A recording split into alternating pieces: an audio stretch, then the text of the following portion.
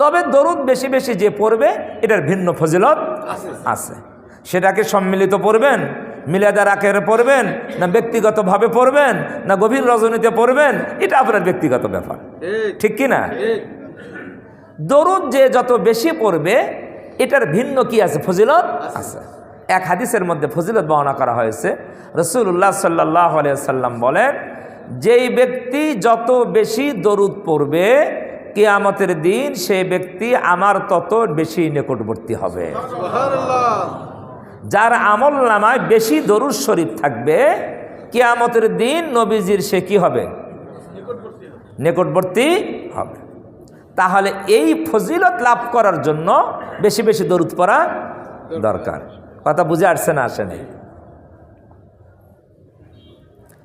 এখন একটা প্যাস, বেশি বেশি দরুদ পড়ব, দরুদ ও সালাম একসাথে পড়ব, না শুধু দরুদ পড়লেই হবে?